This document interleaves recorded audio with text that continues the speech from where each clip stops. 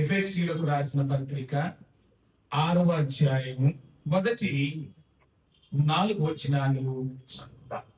దయచేసి అందరం కలిసి మొదటి 4 వచనాలు చదువుతాం.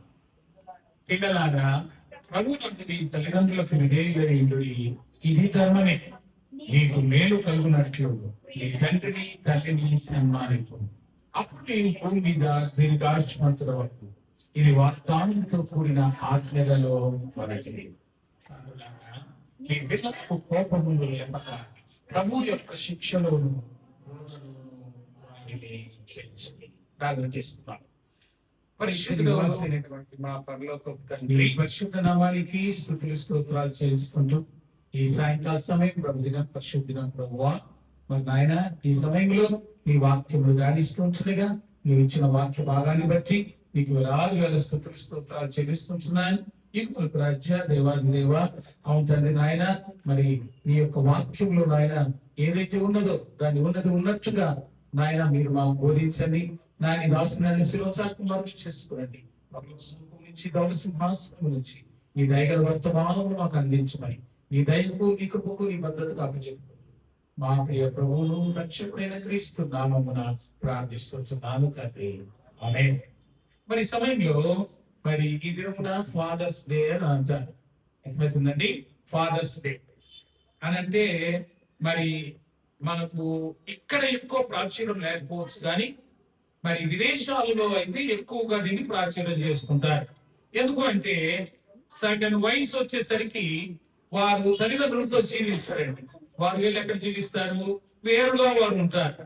కనుక వారు ఏం చేస్తారంటే ఇలాంటి ఫాదర్స్ డే అని మదర్స్ డే అని ఇవన్నీ చేసుకొని ఆ దినమున మాత్రము వారు వచ్చి వారి తల్లిదండ్రులతో గడిపి వారితోటి ఆనందించి మరి ఏదో ఒక రోజా పుష్పాన్నో లేకపోతే ఏదో ఒక ఇది ఇచ్చేసి వారి ప్రేమను చూపించి వెళ్ళిపోతూ ఉంటారు. పిల్లలు గమనించండి, మరి దేవుని యొక్క వాక్యము అది లోకరీతిగా మనం చూసినట్లయితే ఫాదర్స్ డే. అయితే ఇక్కడ మరి వాక్యం మనకి ఏం చెప్తుంది అన్నట్లయితే పిల్లలకు చెప్తుంటున్నది, మరి తండ్రులైనటువంటి వారికి కూడా తెలియజేస్తూ ఉంటున్నది. ఏమి తెలియజేస్తున్నది అన్నట్లయితే ముఖ్యంగా మొట్టమొదటిగా చదువుకున్నాం చూడండి. పిల్లలారా, ప్రభువునందు మీ తల్లిదండ్రులకు విధేయులైయుడి, ఇది ధర్మమే. అదే రీతిగా మరి 3వ వచనం కూడా చదువుకుందాం. నీకు మేలు కలుగునట్లు నీ తండ్రిని తల్లిని సన్మానింపు. అప్పుడు నీవు భూమి మీద దీర్ఘాయుష్మంతుడవద్దు. ఇది వాగ్దానముతో కూడిన ఆజ్ఞలలో మొదటిది.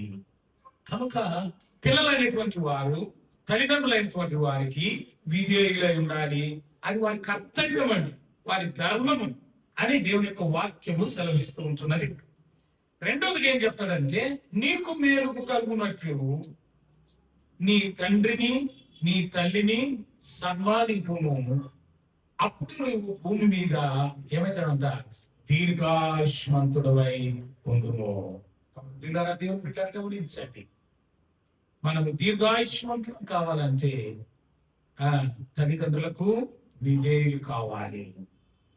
తల్లిదండ్రులకు విధేయులు కావాలి. ఈ దినమున తల్లిదండ్రులు అనేటువంటి వారిని గౌరవించేది చాలా తక్కువగా మనం చూస్తూ ఉంటున్నామండి.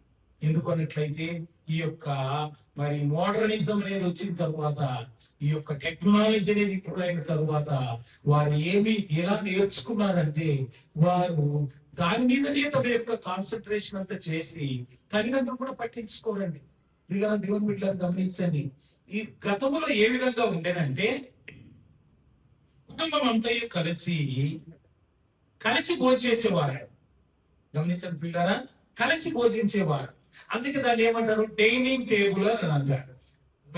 ఆ టేబుల్ మీద అందరూ కూర్చొని వండిన పదార్థాలను పెట్టుకొని వారు ఇచ్చిన దేవుడు ఇచ్చిన దాన్ని బట్టి వారికి దేవుడికి వందనాలు చెల్లించుకొని కలిసి తినేటువంటి వారు. ఇప్పుడు ఏమైపోయిందంటే ఈ మోడర్నిజం వచ్చేసిన తర్వాత, ఈ టెక్నాలజీ వచ్చేసిన తర్వాత అందరి చేతులు ఏముంటాయండి, డైనింగ్ టేబుల్ మీద కూర్చున్నా కానీ మొబైల్ వదలరండి. అందరూ ఎవరితో ఒత్తుకుంటుంటారు. ఓకే తండ్రి తల్లి లెట్స్ ప్రే అని అన్నప్పుడు ప్రేరా అని చెప్పేసి అప్పుడు ఆ మొబైల్ ఇట్లా ఉల్టా పెట్టి ఆఫ్ చేయరు, దాన్ని పెట్టి ప్రార్థన కోరుకుంటారు. అర్థమవుతుందండి. కాబట్టి పిల్లలు గమనించండి, ఆ యొక్క ఆ ఫెలోషిప్, ఆ సహవాసం అనేది, తల్లిదండ్రులతో కలిసి జీవించేది, తల్లిదండ్రులతో కలిసి మరి భోంచేసేది ఈ కాలంలో లేదండి. ఏమన్నా అంటే మేము బయట తిని వచ్చినామని అంటారు. కాబట్టి పిల్లల దేవుని పిల్లలు గమనించండి, ఈ విధంగా అయితే దేవుని వాక్యం మనకేం చెప్తుంటున్నది? పిల్లలారా, మీ తల్లిదండ్రులకు మీరు విధేయులై ఉండండి, ఇది మీ ధర్మమే అని చెప్తున్నాడు. రెండవదిగా ఏం చెప్తున్నాడు?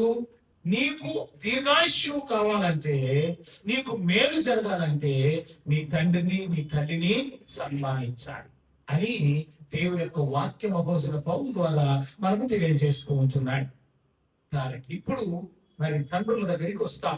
ఏంటి అన్నట్లయితే, తండ్రులారా, మీ పిల్లలకు కోపము లేపక ప్రభువు యొక్క శిక్షలోను బోధలోను వారిని పెంచుడి. పిల్లల దేవుని పిల్లలు గమనించండి, తండ్రులారా, మీ పిల్లలకు కోపము రేపక ప్రభు యొక్క శిక్షలోను బోధలోను మీరు పెంచండి. అంతేకాని రూల్స్, రెగ్యులేషన్స్, కండిషన్స్ పెట్టి పెంచమని చెప్పలే. దేవుని యొక్క బోధలో, దేవుని యొక్క క్రమములో దైవికముగా వారిని పెంచమని దేవుడు సెలవిస్తూ ఉంటున్నాడే తప్ప, కొంతమంది తల్లిదండ్రులైనటువంటి వారు గమనించండి ప్రియులారా, కొన్ని కట్టడాలు పెడతారు, కొన్ని ఇది పెడతారు, మంచిదే, కానీ అన్ని కట్టడాలు మంచిది కాదు. కాబట్టి ప్రియులారా, దేవుని బిడ్డారా, దైవికమైన పిల్లలుగా, దైవికమైన తల్లిదండ్రులుగా ఏం చేయాలి అన్నది దేవుడు ఆదిలోనే మోషే ద్వారా మనం తెలియజేసినాడు. ద్వితీయోపదేశ కాండము 6వ అధ్యాయము పిల్లల్ని ఏ విధంగా మనము మరి దేవుని యొక్క ప్రభు యొక్క శిక్షలో ఏ విధంగా పెంచాలి అనే దాన్ని ఇక్కడ విపులంగా వివరిస్తూ ఉంటున్నాడు. గమనించండి ప్రియులారా, మరి ద్వితీయోపదేశ కాండము 6వ అధ్యాయము 4వ వచనాన్ని చదువుకుందాం. 4, 5, 6, 7, 8 వచనాలు, 9 వచనాలు చదువుకుందాం. ఇశ్రాయేలు వినుము, మన దేవుడైన యెహోవా అద్వితీయుడైన యెహోవా, నీ పూర్ణ హృదయంతోను, నీ పూర్ణ ఆత్మతోను, పూర్ణ శక్తితోను నీ దేవుడైన యెహోవాను ప్రేమింపవలెను. నేడు నేను నీకు ఆజ్ఞాపించి ఈ మాటలు నీ హృదయంలో ఉండవలెను. నీవు నీ కుమారులకు వాటిని అభ్యసింపజేసి, నీ ఇంట కూర్చున్నప్పుడును, త్రోవలో నడుచున్నప్పుడును, పండుకొన్నప్పుడును, లేచినప్పుడును వాటిని గురించి మాట్లాడవలెను. సూచనగా వాటిని నీ చేతికి కట్టుకొనవలెను. అవి నీ కన్నుల నడుమ వాసికము వలె ఉండవలెను. నీ ఇంటి ద్వార బంధముల మీదను, నీ గౌరుల మీదను వాటిని వ్రాయవలెను. కాబట్టి ప్రియమైన దేవుని బిడ్డలు గమనించండి, ప్రభు అయిన దేవుడు ఇచ్చినటువంటి ఆజ్ఞ ఏంటి అన్నట్లయితే ఆయన ఏమని చెప్తున్నాడు?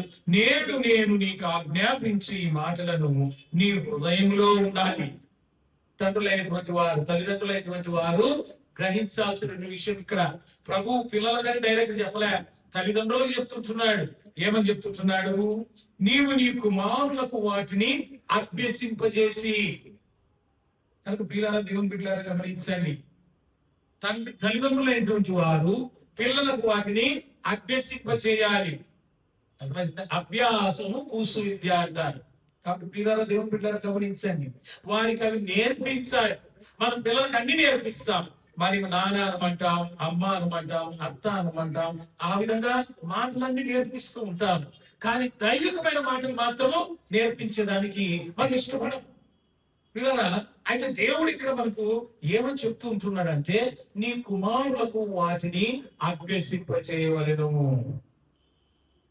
పిల్లల దేవుని బిడ్డలారా, ఇవి దైవికమైన తల్లిదండ్రులకు దేవుడు ఇచ్చే హెచ్చరిక ఉంటున్నది.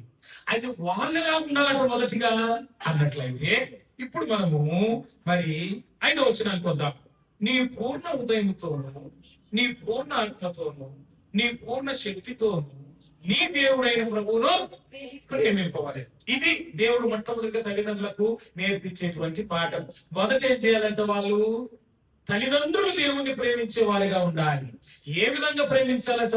నామకార్థంగా కాదు, లేకపోతే దేవుని యొక్క ఏదో అలవాటు ప్రకారంగా ఆచారం ప్రకారంగా కాదు. నీ పూర్ణ హృదయముతోను, నీ పూర్ణ ఆత్మతోను, నీ పూర్ణ శక్తితోను నీ దేవుడైన యెహోవాను ప్రేమించాలి. కాబట్టి ప్రియులారా, దేవుని బిడ్డలారా గమనించాలి. మొదట తల్లిదండ్రులైనటువంటి వారు దేవుడిని ప్రేమించినట్లయితే వారు వారి పిల్లలకు కూడా అది నేర్పిస్తారు. అదే ఇక్కడ దేవుడు చెప్తుంటున్నాడు. కనుక నేను నీకు ఆజ్ఞాపించి ఈ మాటలు ఏముండాలంట? మొదట నీ హృదయంలో ఉండాలి. ఎవరి హృదయాల్లో ఉండాలి? తల్లిదండ్రుల యొక్క హృదయాల్లో ఉండాలి. తండ్రుల యొక్క హృదయంలో ఈ మాటలు భద్రం కాబడాలి. అప్పుడు నీ హృదయంలో ఉంటే నువ్వేం చేస్తావు? అప్పుడు చూడండి ఇక్కడ, నీవు నీ కుమారులకు వాటిని అభ్యసింపచేసి, ఎలా అభ్యసింపచేయాలట? పిల్లలకు మనము స్కూల్కి తీసుకెళ్ళినట్లయితే ఇదొక పలక బలపం అని తీసుకెళ్లేవారు. అర్థమవుతుందా? వారిని కూర్చోబెట్టి ఆ పలకంలో రాపించి చేయి పెట్టి దిద్దిస్తారనమాట. అర్థమవుతుందండి? కాబట్టి పిల్లరా ఆ విధముగా అభ్యసింప చేస్తారు. అభ్యసింప చేసి ఏం చేయాలంట? వాళ్ళకు నేర్పించి, నీ ఇంట కూర్చుంటున్నప్పుడు, త్రోవను నడిచినప్పుడు, పండుకొనున్నప్పుడు, లేచినప్పుడు వాటిని గురించి మాట్లాడవాలి. పిల్లలు, దేవుని పిల్లలు గమనించండి. దేవుడు ఎంత స్ట్రిక్ట్ గా ఆజ్ఞాపిస్తున్నాడంటే, నీ కుమారులకు వాటిని అభ్యసింప చేసి నీ ఇంట కూర్చుంటున్నప్పుడు, వారితో కూర్చున్నప్పుడు పిచ్చాపట్టి మాట్లాడేది కాదండి. బైబిల్ చదువుకున్నావా, ప్రార్థన చేసుకున్నావా అని మనము అడగాలి. భోజనం చేసి ముందుగా కళ్ళు మూసుకో, ప్రార్థన చేసుకొని భోజనం చేయాలి. ఇవన్నీ అభ్యసింపజేస్తాం. మనం పిల్లలకు వాటి నేర్పించాలి. ఏ విధంగా నేర్పించాలి? వారు కూర్చుంటున్నప్పుడు, త్రోవను నడుచున్నప్పుడు. పిల్లల, దేవుని పిల్లలు గమనించండి. ఆ పిల్లలు ఇంట్లో ఉన్నప్పుడు, త్రోవను నడిచినప్పుడు మనం అనేక సార్లు ఏం చేస్తాము? వాళ్ళ యొక్క దృష్టి డిస్ట్రాక్షన్ అయిపోతుంది. అవి చూస్తారు, అదేంటని అడుగుతారు, ఇదేంటని నన్ను అడుగుతూ ఉంటారు. పిల్లల, దేవుని బిడ్డలను గమనించండి. ఇక ముందైతే పాతకాలంలో పార్కులు అనేవి ఉండేవండి. తల్లిదండ్రులు ఏం చేసేవారు? పిల్లలు తీసుకొని పార్కులో తీసుకెళ్తూ మాట్లాడుకుంటూ వారు నడిపిస్తూ ఆ తోట చుట్టూ తిరిగేటువంటి వారు. అలాంటప్పుడు దేవుని మాటలు, ఆ యొక్క మాటలు మనం ఏం చేస్తాం? ఇది చాలా బాగుంది కదా, చాలా చక్కగా ఉంది కదా అని పిల్లలు చెప్తూ ఉంటారు. చెట్టు చూడు ఎంత అందంగా ఉందో, ఇది ఎంత. అలాంటి సమయంలో పిల్లలతో మనం ఏం మాట్లాడాలి తెలుసా అండి? That is the God's creation అని చెప్పాలండి. దేవుడు ఈ విధముగా సృష్టిని చేశాడు. ఈ చెట్లను ఈ విధంగా చేశాడు. అందమైనటువంటి చెట్లను దేవుడు నిర్మించినాడు. ఈ పూల మొక్కలనైతేనేమి, ఈ పూల చెట్లనైతేనేమి, పిల్లల, దేవుడు పిల్లలు గమనించండి. వాటిని ఏ విధంగా దేవుడు సృష్టించినాడనే సృష్టిని గురించి వారికి తెలియజేస్తూ రావాలి. ప్రతి విషయంలో కూడా అదే చెప్తాడు ఇక్కడ. నువ్వు కూర్చున్నప్పుడు, త్రోవను నడుచున్నప్పుడు, పిల్లల, దేవుని పిల్లలు గమనించండి. త్రోవను నడిచేటప్పుడు వారు చూసిన వాటి అన్నిటికీ కూడా వాళ్ళు అడిగిన ప్రశ్నలకు మనము ఒక్కొక్కసారి అర్థం కాని కూడా అడుగుతారు. అయినను వారికి ఏ విధంగా మనము అర్థమయ్యే రీతిగా బోధించాలంటే దైవికమైన వాక్యం ద్వారా తెలుసుకోవాలి. దేవుడు ఆదిలో భూమి ఆకాశంలో సృష్టించినాడు. వాటిలో వాటిని ఫలములను ఫలించి అభివృద్ధి పొందమనగానే ఈ యొక్క మొక్కలైతేనేమి, చెట్లయితేనేమి అన్ని మొలిచినాయి అని చెప్పి వారికి బోధించాలండి.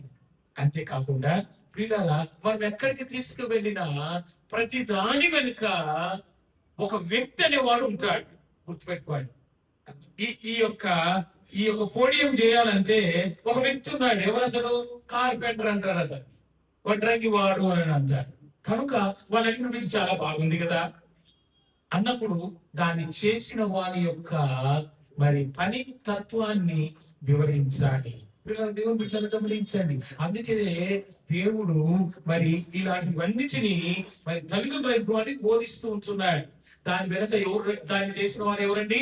వడ్రంగి అనే వాడు ఉంటున్నాడు, లేకపోతే కార్పెంటర్ ఉంటున్నాడు. ఆ కార్పెంటర్ ఎవరు తెలుసా? యేసు ప్రభువు కూడా ఆయన ఎవరండి? తల్లిదండ్రులు వడ్రంగి పని చేసేవారు. ఆయన అర్థమవుతుందా? ప్రభువు వారికి సహకరించినాడు అని చెప్పి మనం ఇలాంటి మాటలు వారికి ప్రతిదీ కూడా దైవికముగా వాక్య రీతిగా దేవుణ్ణి ప్రజెంట్ చేసేదిగా మనం వారికి తెలియజేయాలి. అలాంటప్పుడు బిడలైనటువంటి వారి యొక్క మనసులలో, వారి యొక్క తలంపులలో, వారి యొక్క హృదయములో ఇలాంటివి నాటుకుంటాయి. కాబట్టి పిల్లల దైవమైన బిడ్డలను గమనించండి. అంతేకాకుండా ఇంకా ఏం చెప్తాడో చూద్దాం. చూడండి, త్రోవను నడిచినప్పుడును పండుకొనున్నప్పుడును పిల్లల దైవమైన బిడ్డలను గమనించండి. పండుకొనున్నప్పుడు కూడా దేవుని మాటలు మాట్లాడాలి. ఉదయకాలం నుంచి సాయంకాలం వరకు మనల్ని దేవుడు నడిపించినాడు. ఆశ్చర్య రీతిగా, అద్భుత రీతిగా ఆరోగ్యం ఇచ్చాడు, అపాయాల నుంచి తప్పించాడు. కనుక బిఫోర్ గో టు బెడ్ మనం ఏం చేయాలా? ప్రార్థన చేసుకోవాలి. మోకాలు ఉండండి, ప్రార్థన చేద్దామని. వాళ్ళకి చేయను రాకపోతే తల్లిదండ్రులైనటువంటి వారు ఏం చేయాలంటే వారికి ప్రార్థనను నేర్పించాలి. పిల్లలు గమనించండి, వారు పండుకొనున్నప్పుడు కూడా అవి మాటలే మాట్లాడాలట. కాబట్టి దేవుని బిడ్డలైనటువంటి తల్లిదండ్రులు మొట్టమొదటిగా దేవుని ప్రేమించే వారుగా ఉండాలి. రెండవదిగా ప్రార్థన పరులై ఉండాలి. మూడవదిగా వారు వాక్యం బాగా తెలిసిన వారై ఉండాలి. అలాంటప్పుడు వారి పిల్లలను దేవుని యొక్క క్రమంలో పెంచడానికి ఆస్కారం ఉంటుంది. కాబట్టి పిల్లలు ఇక్కడ ప్రభు చెప్పిన మాట ఇదే. వారు త్రోవను నడుచున్నప్పుడు, వారు పండుకొనున్నప్పుడు, పిల్లల దేవుని బిడ్డలు గమనించండి, పండుకునేటప్పుడు, లేచేటప్పుడు. ఎందుకు ఇక్కడ క్లియర్ గా ప్రభు పండుకునేటప్పుడు చేసుకుంటే చాలు కదా, లేచేటప్పుడు చేయకపోయిన పర్వాలేదు కదా అన్నట్లు ఇక్కడ మాట్లాడట్లేదు. ప్రభు చూడండి, వాట్ ఈస్ ఎ కండిషన్ చూడండి. అక్కడ వారు పండుకునేటప్పుడు దేవుని మాటలు పండుకొని, దేవుని మాటలు చెప్పి, ప్రభు ఇచ్చినటువంటి మరి ఈ యొక్క దాన్ని బట్టి ప్రభువులకు స్తుతులు చెల్లిస్తామని, దేవునికి థ్యాంక్ యూ లార్డ్ అని చెప్పేది వారికి మనం నేర్పించాలి. మరి సరేనండి, పండుకున్నారు, మరి సేఫ్ నిద్ర వచ్చింది. పండుకున్న తర్వాత లేచేటప్పుడు ఏం చేయాలట? వారితో పాటు వారి దగ్గరికి వెళ్ళి లేపి ఏం చేయాలి? వాళ్ళను మోకాళ్ళుని ప్రార్థించమని చెప్పాలి. ఈ దినాల తల్లిదండ్రులు లేచేదే లేటే. వాళ్ళకంటే ముందు పిల్లలు లేచి కూర్చుంటారు. ఎందుకంటే ఈ రాత్రులలో ఎక్కువసేపు తమ యొక్క సమయాన్ని వృధా చేసుకుంటూ ఉన్నారు. ఏమంటే తల్లి ఒక పక్క, తండ్రి ఒక పక్క మొబైల్ చూసుకుంటూ, వాట్సాప్లు పెడుతూ, ఎవరి బర్త్డే వస్తుందా, మధ్యరాత్రి 12 గంటలప్పుడు నేను మాత్రమే మొదటి వ్యక్తిగా ఉండాలి అని ఆ ఎత్తుకుంటా కూర్చొని తమ సమయాన్ని వృధా చేసుకొని ఉదయకాలం లేయలేదండి. తొందరగా నిద్రపోతారు కదండి. తల్లిదండ్రులు లేచి నేర్పితే కదా వాళ్ళు నేర్చుకునేది ఉదయకాలం ప్రార్థన కూడా. కనుక ఇలాంటి సొసైటీలో మనం ఇలాంటి జీవితాన్ని జీవిస్తూ ఉంటున్నాం.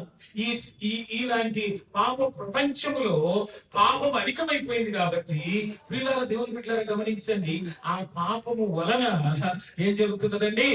దేవునికి దూరం అయిపోతూ ఉంటున్నారు. నీ పిల్లలు అలా కాకూడదు. పిల్లల దేవుని బిడ్డలారా గమనించండి, వారు దైవ క్రమంలో పెరగాలంటే, వారు దైవ క్రమంలో ఎదగాలంటే, పిల్లల దైవమైన బిడ్డలారా మీరు నేర్పించాల్సినది ఏమి తెలుసా? వారికి ప్రార్థన జీవితాన్ని నేర్పియాలి, మోకాళ్ళ జీవితాన్ని నేర్పించాలి. పండుకున్నప్పుడు, లేచినప్పుడు ప్రభువా శుభనిద్రను ఇచ్చినావు, నన్ను లేపినావు, నీకు స్తోత్రం అని ప్రభువునకు థ్యాంక్స్ గివింగ్ చెప్పేది నేర్పియాలంటే, ముఖ్యంగా పిల్లలకు. ఎవరైనా వస్తువు ఇచ్చినప్పుడు మనం ఏం నేర్పుతాం? థ్యాంక్ యూ అని చెప్పు, థ్యాంక్ యూ అని చెప్పు అని చెప్తాం కదా. మరి దేవునికి కూడా ఆ విధంగా థ్యాంక్ యూ అని చెప్పాలని నేర్పించాలి. అదో నేర్చుకోరు కదండి. కనపడ వాళ్ళందరికి ఇచ్చి థ్యాంక్ యూ అంటారు. మరి ఉదయకాలం లేచి మోకాళ్ళ మీద ప్రార్థన చేసి, ప్రభువా ఈ రాత్రి సుఖనిద్రలు ఇచ్చినా నీకు వందనాలు నాయనా అని ప్రభులకు వారి పిల్లలకు మనము నేర్పించినప్పుడు వారు ఏం చేస్తారు? అది నేర్చుకుంటారు. అందుకే బిగినింగ్ లో అన్నాడు, అభ్యసింపజేసి. పిల్లలు గమనించండి, ఇవన్నీ వారికి నేర్పించమని దాని యొక్క భావన అయి ఉంటున్నది. అంతేకాకుండా పిల్లరా గమనించండి, లేచినప్పుడు వాటిని గురించి మాట్లాడవాలి. దేని గురించి మాట్లాడాలా? పిల్లల దేవుని బిడ్డలారా, దేవుని మాటల గురించి, ప్రార్థన గురించి మాట్లాడాలి. God has given you strength. దేవుడు నీకు ఒక మరొక దినమును నీ జీవితంలో ప్రవేశపెట్టినాడు కనుక దేవుడికి థ్యాంక్ యూ చెప్పు అని చెప్పి మనం నేర్పించాలండి. పిల్లల ఈ విధముగా పండుకున్నప్పుడు లేచినప్పుడు మన పిల్లలకు మనము అభ్యసింప చేయాలి. దాని తర్వాత ఏమంటాడో చూడండి, సూచనగా వాటిని నీ చేతికి కట్టుకొనుము. పిల్లల దేవుని బిడ్డలారా గమనించండి, సూచనగా ఎవరు కట్టుకోవాలట? పిల్లలకు మనం కట్టాలన్నా లేదా మనం కట్టుకోవాలి? ఇంత బైబిల్లో ఏమైంది చెప్పండి, అక్కడ క్లియర్ గా ఉంటున్నది. సూచనగా వాటిని నీ చేతికి కట్టుకోను. అర్థమవుతుందండి? సూచనగా వాటిని నీ చేతికి కట్టుకో. ఈ ప్రభు చెప్పిన ఆజ్ఞలన్నింటినీ ఈ విధంగా చేయాలి. కొన్ని గృహాల్లో ఏం చేస్తారంటే ఒక టైం టేబుల్ పెడతారండి. పిల్లలు వాళ్ళ బెడ్కి అతికించి పెట్టుంటారు. ఉదయాన్నే లేయాలి, బ్రష్ చేయాలి, మొదట మరి సో టైం ఈ విధంగా చేయాలి, బాత్రూమ్కి వెళ్ళాలి, ఇవన్నీ రాసి పెట్టుంటారు. అర్థమవుతుందా? కానీ దేవుడి మాటలు వారికి రాసి పెట్టరండి. గమనించండి, ఇక్కడ వాటిని సూచన నీవు చేతికి కట్టుకో, అప్పుడు నువ్వు వారికి బోధించగలుగుతావు. నీవు దేవుని ప్రేమించు, అప్పుడు వారు దేవుని ప్రేమించేది నువ్వు నేర్పిస్తావు. వీటన్నిటిని నువ్వు వారితో ఎప్పుడు మాట్లాడుతూ ఉండాలి. కొంతమంది పిల్లలు ఈ కాలం పిల్లలు విసుక్కుంటారు. ఏంటి, నా పొద్దున్న లేస్తే ప్రార్థన, రాత్రి కూడా ప్రార్థన, తినేటప్పుడు ప్రార్థన, ఇంకే వేరే పని లేదా నీకు? మన మాటలు వచ్చినప్పుడు ఇప్పుడు నేర్చుకోరండి అది. అందుకని ఏమన్నాడు, చిన్న పిల్లలుగా ఉన్నప్పుడే, బాల్య దశలో ఉన్నప్పుడే, వారు ఇంకా ఎదగనప్పుడే ఇలాంటి అభ్యాసం వారికి నువ్వు చేసినట్లయితే అప్పుడు వారు దైవికమైనటువంటి బిడ్డలుగా జీవిస్తారు. కనుక మొదట నీవు వాటిని నీ చేతి కట్టుకో. దేవుని బిడ్డలు గమనించండి, తండ్రులైనటువంటి వారు, తల్లులైనటువంటి వారు మొదటిగా ఏం నేర్చుకోవాలండి? దేవుని యొక్క ప్రార్థన జీవితాన్ని, వాక్య జీవితాన్ని మనం ఎదుగుతూ ఉన్నప్పుడే వాటిని మనం కూడా వారి పిల్లలకు నేర్పిస్తాం. మన జీవితాల్లోనే ప్రార్థన లేనప్పుడు, మన జీవితాల్లోనే వాక్యం లేనప్పుడు మనం ఇతరులకు ఏం చెప్తామండి? కాబట్టి పిల్లరా, మన పిల్లలు కూడా ఎల్లప్పుడు కూడా, అందుకే అంటారు parents are the first teachers. తల్లిదండ్రులే ఉపాధ్యాయులు. మొదటి ఉపాధ్యాయుడు ఎవరంటే తండ్రి, తరువాత స్కూల్ అండి. కనుక ఇవన్నీ నేర్పించేది మీరు. ఇవన్నీ నేర్పించిన తర్వాతనే స్కూల్లో చేర్చుకుంటారు. మనం కదమ్మా స్కూల్కి వెళ్ళిన తర్వాత మీ అబ్బాయి మరి ఈ కాలంలో ఏంటంటే ఆ డైపర్లు వచ్చేసినాయండి. డైపర్లు పెట్టేది, తీసుకొచ్చేది, ఆ స్కూల్లో వదిలేసేది. వాడికి మరి ఆ సుసుకోవాలంటే మీకు తెలుసా, మరి టాయిలెట్ వెళ్తే కూడా చెప్పగలడా? మరి ఇవన్నీ అడుగుతారు స్కూల్లో టీచర్లు. అర్థమైందా? మరి ఈ సమయంలో ఏమైపోయిందంటే తల్లిదండ్రులకు పిల్లలు దూరం అయిపోయినారు. ఏ విధంగా అండి? ఈ డే కేర్ సెంటర్స్ వచ్చిన తర్వాత మరి 2 years అండి, 2 years కూడా కాదు పిల్లలు, వాళ్ళని తీసుకొని వచ్చి డే కేర్ సెంటర్లు పెట్టేస్తారు. అర్థమవుతుందా? వాళ్ళకి ఏం చేస్తారండి? డైపర్లు పెట్టేసి అక్కడ తీసుకొచ్చారు. వాళ్ళకు వాళ్ళు పెద్ద అయినా కానీ అట్లా చెప్పే స్థితిలోకి రాలేకపోతున్నారు. కానీ ప్రియులారా, దేవుని బిడ్డలను గమనించండి, ఇలాంటి స్థితి ఈ దినం ప్రపంచం ఉంటుందండి. కానీ దేవుడి మాటలు మనము ఇక్కడ చూసినట్లయితే నీ పిల్లలకు వాటిని అభ్యసింపచే. మొదట నువ్వు నేర్చుకో, నీ చేతికి కట్టుకో. రెండోదిగా ఏమంటాడంటే, ఇంకోటి ఏమంటాడండి, నీ కనుల నడుమ బాసికము వలె ఉండవలెను. మనం చూస్తాం, ఈ బాసికాలు వివాహాల్లో కడతారండి. అక్కడ నడుమ ఇట కట్టి పెడతారు. అప్పుడు పిల్లరా అవి చూస్తున్న ఏమనుకుంటారు, వీరికి వివాహం జరగబోతున్నది, వీరికి వివాహంలో అవుతున్నది అనే సూచనకు అవేం చేస్తారండి? బాసికాలు కడతారు. కానీ దేవుడి వాక్యం అంతా ఏమని రాసి పెట్టుకోవాలగా, నీ నడుమ బాసికము వలె ఉండవలెను. తర్వాత ఇంకొక మాట ఇంపార్టెంట్ విషయం చెప్తారు చూడండి, నీ ఇంటి ద్వారబంధముల మీదను నీ గౌనుల మీదను వాటిని రాయాలి. తల్లిదండ్రులైనటువంటి వారు ఏం చేయాలండి? ఏం చేయాలి చెప్పండి? నీ ఇంటి ద్వారబంధముల మీదను నీ ఇంటి గౌనుల మీదను వాటిని రాయవలెను. దేవుడి వాక్యాలు ఉండాల. అర్థమవుతుందా? చాలా సార్లు మనం ఏం చేస్తామంటే చిన్నగా ఉన్నప్పుడు ఫోటో, పెద్దగా ఉన్నప్పుడు ఫోటో, 6 నెలలది, 8 నెలలది, 9 నెలలది, సంవత్సరం ఇట్లుంటారు. వరుసగా ఇంట్లోకి వెళ్తే అయ్యే కనబడతాయి, వాక్యాలు ఉండవు. అర్థమవుతుందా? లేకపోతే వాళ్ళు చిన్నపిల్లలు కదండి, వాళ్ళకి ఏం తెలియదు. అర్థమవుతుందా? వాళ్ళ బర్త్డే అప్పుడు మా పాప ఈ విధంగా చేసిందండి, మా అబ్బాయి ఇలా చేశాడు, అప్పుడు అనుకున్న రీతిగా ఎవరు ఫోటో తీస్తున్నారు, వాటిని పెడతారు. పిల్లల దేవుడు ఇక్కడేమని చెప్పినారమ్మా, ఏం పెట్టాలంట?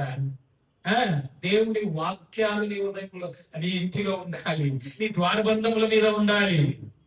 పిల్లరా, దేవుని పిల్లరా, మరి దేవుడు ఎందుకు అంత ఖచ్చితంగా చెప్పినాడంటే పిల్లలు తొట్టిల్లకుండా ఉండేదాని కొరకై తల్లిదండ్రులకు దేవుడు ఆజ్ఞ ఇస్తుంటున్నాడు.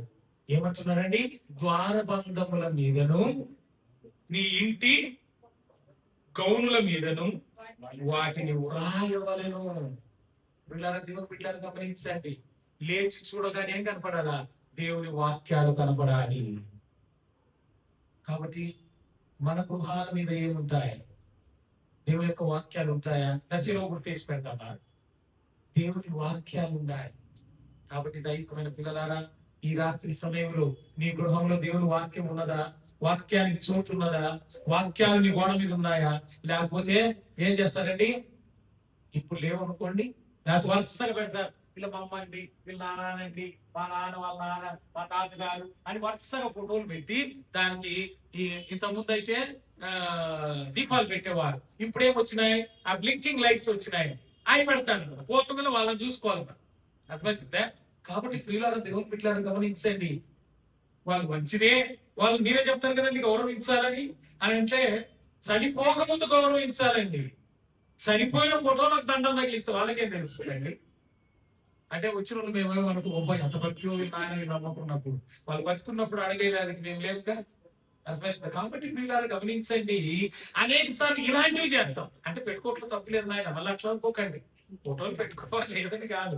అందుకే ఆ ఫోటోలు కూడా పోయినాయండి ఆ కాలం. ఏమున్నా అంతే, ఆ మొబైల్లో ఉంటాయి అంతే. గోడలు పెట్టుకునే దానికి అయితే ముందంటే ఫ్రేమ్ కట్టించుకోవాలి, గోడలు తగిలించుకోవాలి. కాబట్టి పిల్లలు గమనించండి, దేవుని యొక్క మాటలు మన యొక్క ద్వారబంధముల మీదను నీ గౌనుల మీదను వాటిని ఎవరు రాయాలట? అది ఎవరు తీసుకోవాలి? Who has to take care అండి?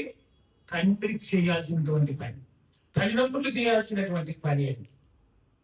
ఏం చేయాలంటమ్మా? రాయి, నువ్వు నన్ను రాస్తావా? అవి ఉన్నాయా?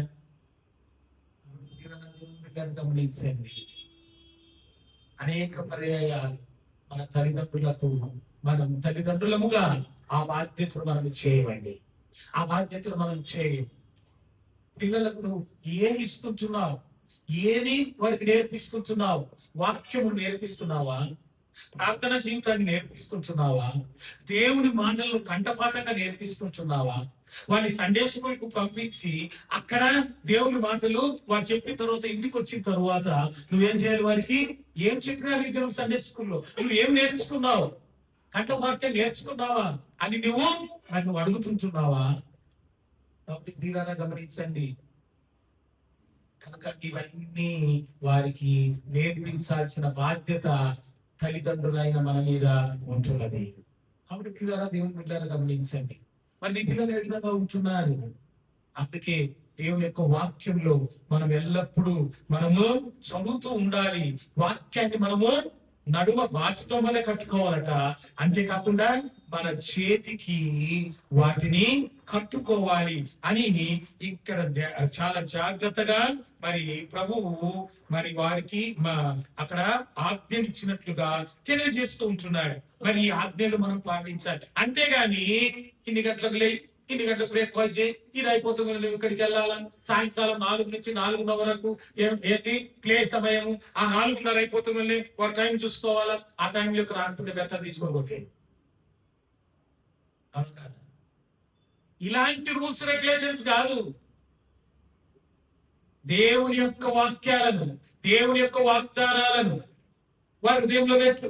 నాయన, ఈ సమయంలో నువ్వు ఆడుకోవాలి, ఈ సమయంలో నువ్వు ప్రార్థించుకోవాలి, ఈ సమయంలో నువ్వు చదువుకోవాలి, ఈ సమయంలో నువ్వు భోంచేయాలి, ఈ సమయంలో నువ్వు పడకు వెళ్ళాలి. కాబట్టి బిడ్డలారా, దేవుని బిడ్డలారా గమనించండి, కనుక అందుకనే దేవుని యొక్క వాక్యంలో మనం దీని చూసినట్లయితే దేవుడు ఎల్లప్పుడూ కూడా మనకు నేర్పిస్తూనే ఉంటాడండి. ఇట్లాంటి మాటలను మనం ఎల్లప్పుడూ కూడా వారికి జ్ఞాపకం చేస్తూ ఉండాలి. ఒకవేళ వారు కొద్దిగా పెద్దవారైనాక వారు విసుక్కోవచ్చునేమో. అర్థమవుతుందండి? వారు విసుక్కోవచ్చు.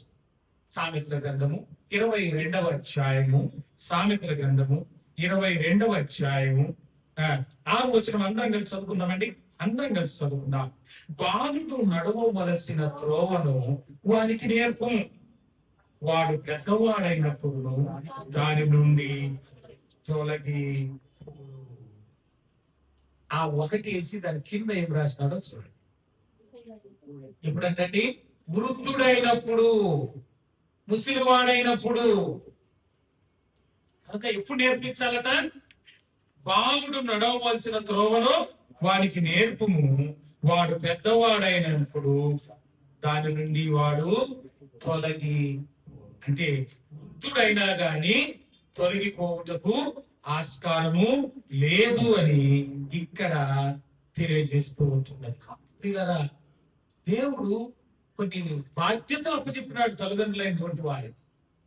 ఈ కాలం తల్లిదండ్రులు ఏమంటారు తెలుసా? దేవుడే చూసుకుంటాడని, దేవుడే నడిపించని, దేవుడే ఇది చేయని. దేవుడు బిడ్డలను గమనించండి, దేవుడు చేస్తాడు. నువ్వు చేయాల్సిన బాధ్యత నువ్వు చేయాలి కదా. నీ రెస్పాన్సిబిలిటీ ఏదో నువ్వు తెలుసుకోవాలి కదా.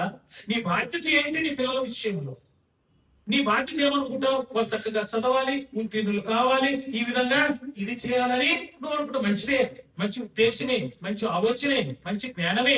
కానీ వారు చదవాలంటే దానికి ఏమవసరం అండి? బుద్ధి జ్ఞానముల సర్వ సంపదలు ఎక్కడున్నాయండి? దేవుని ఎందుకు ఉంటున్నాయి? ప్రియులారా, ఈ రాత్రి సమయంలో నీ పిల్లలు మరి జ్ఞానవంతులుగా ఉన్నారా? బుద్ధివంతులుగా ఉంటున్నారా? వాక్యములు చదవగలుగుతున్నారా? వాక్యమును మరి ప్రార్థన జీవితం వారికి ఉన్నదా? కాబట్టి పిల్లరా, దేవుడు గమనించండి. లేనట్లయితే ఇప్పుడు నుంచే అలవాటు చేయండి, వారికి జ్ఞాపకం చేయండి, గుర్తు చేస్తూ ఉండాలి. మా పిల్లలు ఇక్కడ లేరు అండి, మా పిల్లలు హాస్టల్లో ఉన్నారండి. మనకు అది అందరు చెప్పే సార్ అదే కదండి. మా పిల్లలు హాస్టల్లో ఉన్నారండి, మరి ఫోన్ చేయి. బయట చదువుకున్నావా? ప్రార్థన చేసినావా? మరి పడుకునేటప్పుడు ప్రార్థన, లేచినప్పుడు ప్రార్థన, ఫోన్ చేసినప్పుడు ప్రార్థన అని ఫోన్లు చెప్తారా నాయన? మీరు మాట్లాడతారా? అవి మాట్లాడు. ఎవరా బాగున్నావు లేదా? చదువుకున్నావు లేదా? పడుకున్నావు లేదా? ఏమన్నా కావాలా? ఈ మాటలు మాట్లాడతావు. కానీ పిల్లల దేవుడి పిల్లలు గమనించండి, దేవుడి మాటలు హృదయంలో పనిచేస్తాయి, మనిషిని మాటలు శరీరానికి పనిచేస్తాయి. గుర్తుపెట్టుకోండి, దేవుడి మాటలు మాట్లాడితే హృదయంలో పనిచేస్తాయి. అప్పుడు హృదయంలో ఉన్నటువంటి దేవుడి మాటలు వారికి జ్ఞాపకం వస్తాయి. కాబట్టి పిల్లలు గమనించండి, నీ పిల్లలను నువ్వు ఏ విధమైన క్రమంలో పెంచుకుంటున్నావు, ఏ విధంగా చేస్తూ ఉంటున్నావు. ఆఖరిగా ఇంకొక మాట చూపిస్తాను. యెహోషువ గ్రంథము 4వ అధ్యాయము. యెహోషువ గ్రంథము దయచేసి 4వ అధ్యాయము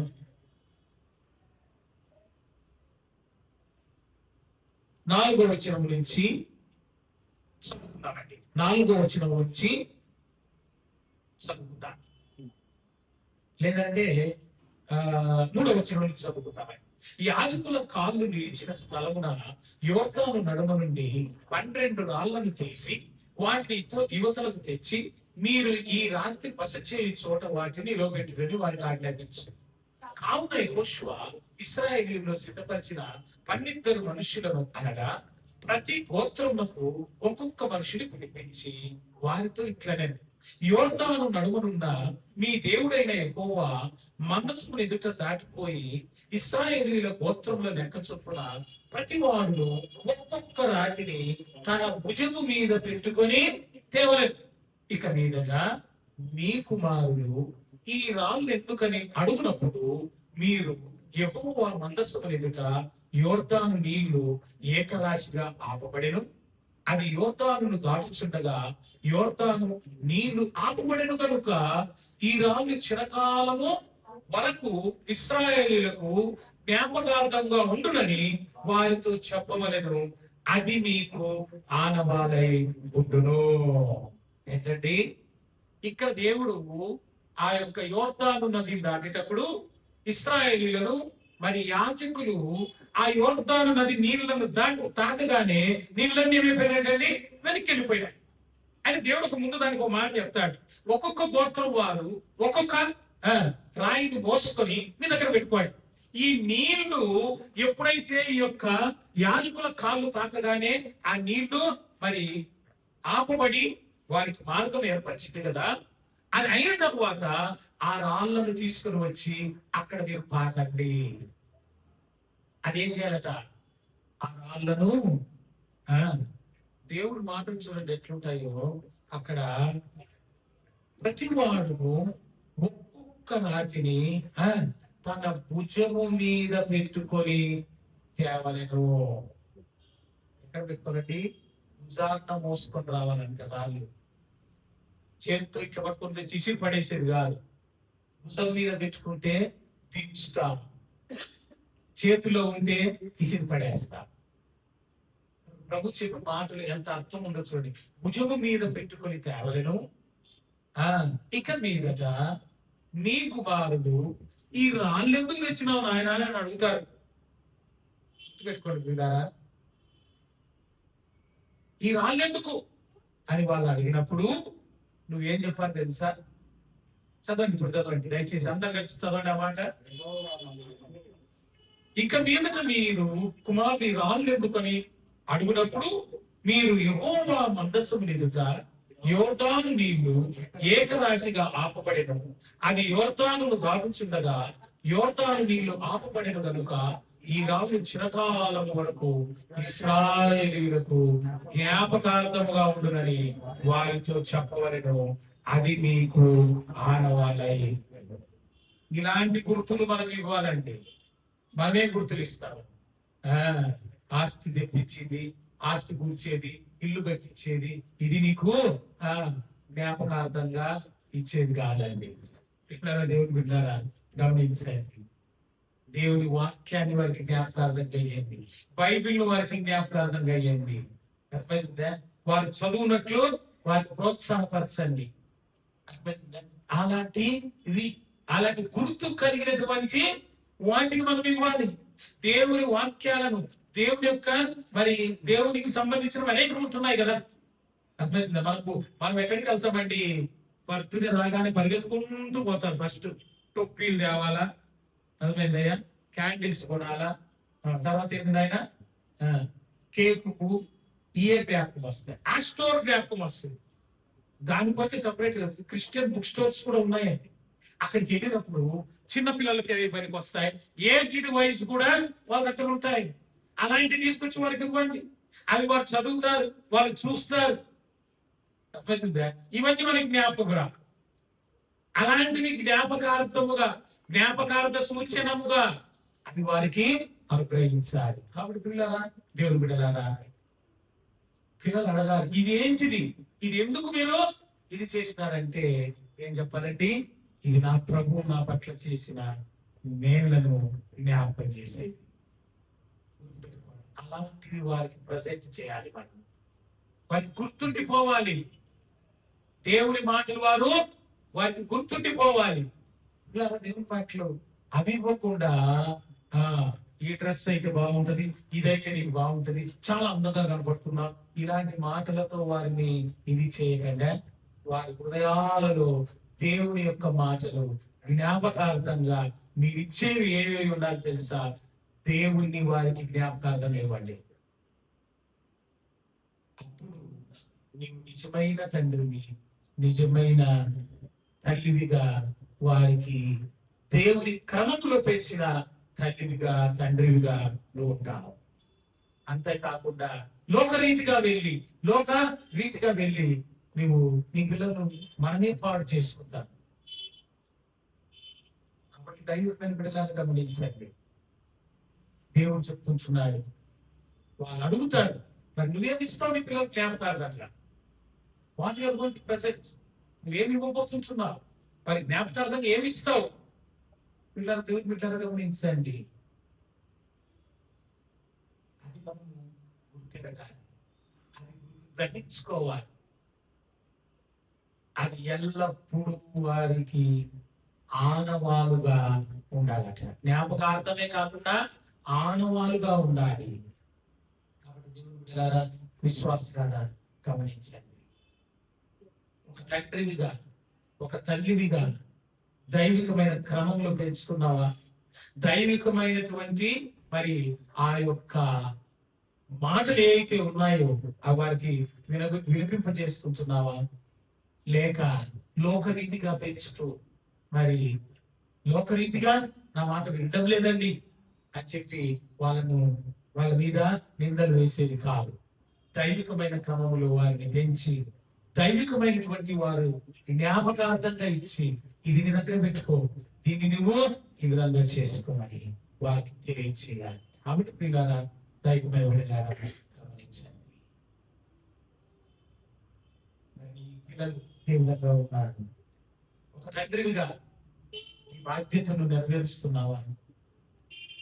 ఒక తల్లివిగా నీ బాధ్యతలు నెరవేరుస్తున్నావా?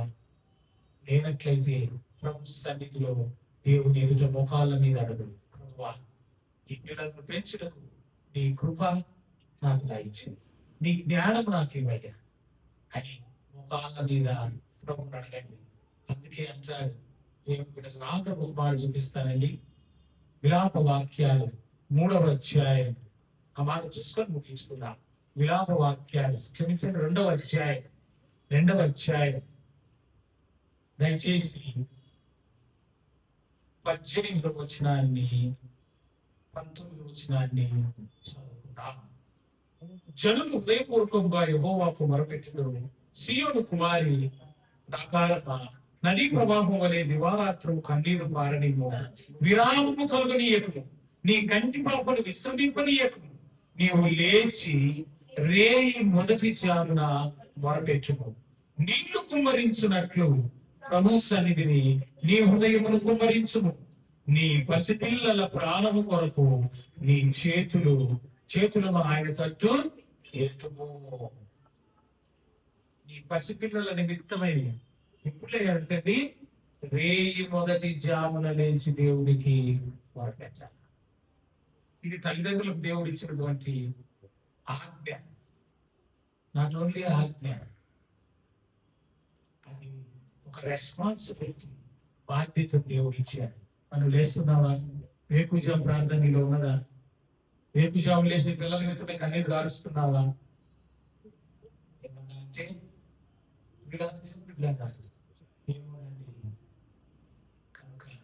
నీ నిద్ర మత్తులు, నీ కంటి పాపను విశ్రమింపనీయకుము. దేవుడికి మేమెత్తాలంట. నీ చేతులు ఎత్తి నీ పిల్లల నిమిత్తమై దేవుడికి వాడపెట్టు. కనుక ఈ దినం కూడా ఒక తీర్మానం చేసుకో, అవును ఇక నుంచి నా పిల్లలను దైవ క్రమంలో పెంచుతాను. ఇన్ని దినాలు నేను నేర్పించలేదు, ఇక నుంచి నేర్పిస్తాను అని తీర్మానం చేసుకొని దేవునితో మరి దేవుని దగ్గర తీర్మానం చేసుకో.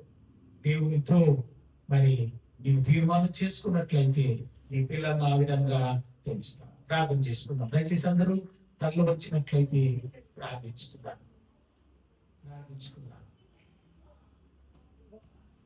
దేవుని వాక్యం వినియోగించుదాం.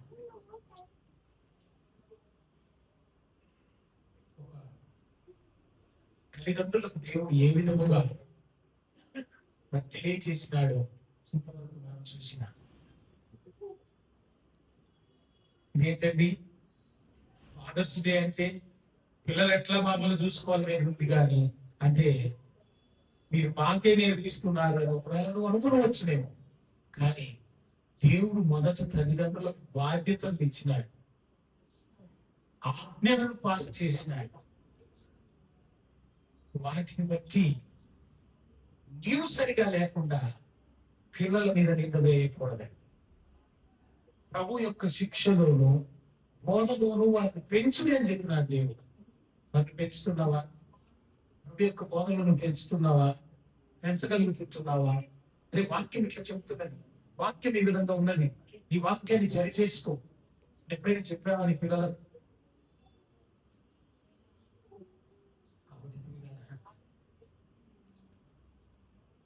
పరీక్షించుకో, పరిశీలించుకో. ప్రభు కాదు, ప్రభువా నాకు సహాయం చేయి, ప్రభువా నాకు సహాయం చేయి.